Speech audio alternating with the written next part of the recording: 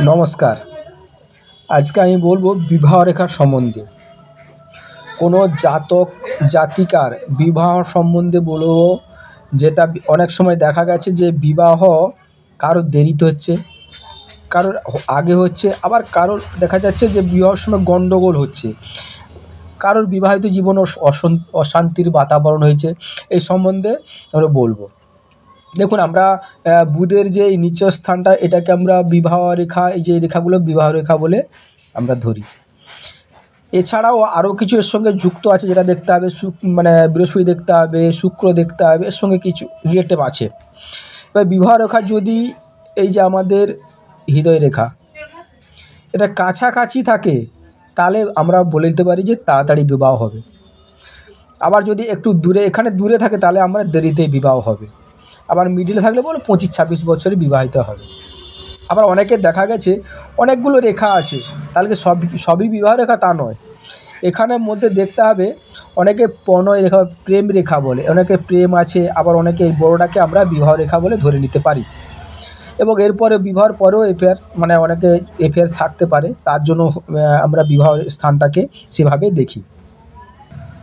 সবই কিন্তু বিবাহ রেখা নয়, কারণ বিবাহ রেখা একটা মানুষ 5-6টা, অনেকে 5-6টা রেখা আছে, কিন্তু তাহলে কি 5-6টা বিবাহ? সেটা না, বিবাহ রেখা 5-6টা রেখা হয় না, অনেকে বিবাহ আছে। এবং এখানে বিবাহ দেরি হওয়ার পিছনে কারণ বলতে এরকম রেখা আছে, দেখা শনিতে ক্রস, শুক্রটা খারাপ আছে, তাহলে আপনার বিয়েতে লেটে হবে। যতই কাছে থাকুন না, লেট হবে। কিন্তু অনেকে দেখা গেছে দূরে আছে, কিন্তু বিয়েটা তাড়াতাড়ি হয়ে যাচ্ছে। তার বৃহস্পতি ভালো আছে, শনি ভালো আছে, শুক্রকে ভালো হতে হবে, এবং সঙ্গে মঙ্গলকে যোগ দিতে হবে, তাহলে কিন্তু ওই বিয়েটা তাড়াতাড়ি হবে।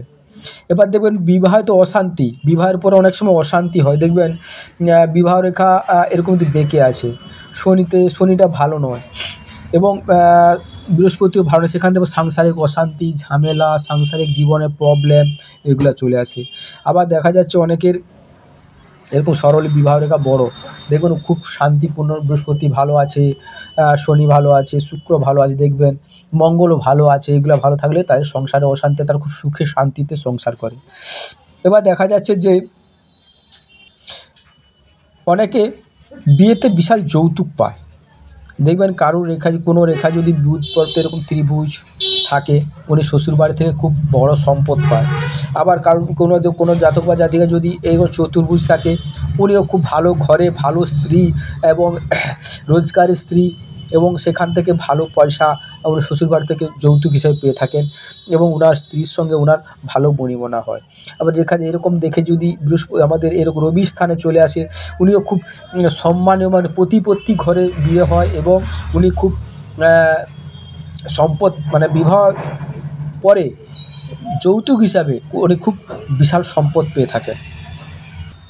কোনো জাতিকার যদি মঙ্গল খারাপ থাকে এবং শুক্র খারাপ থাকে, বৃহস্পতি শুক্র খারাপ থাকে, উনি সংসারে মানিয়ে নিতে পারেন না, ওনার সংসারে অশান্তির মধ্যে বাতাবরণ, উনার সংসারে অশান্তি হয়। এবং দেখবেন অনেকের বিবাহের পরে কি হয়, অশান্তি, ডিভোর্সে দেখবেন বৃহস্পতিতে ক্রস আছে,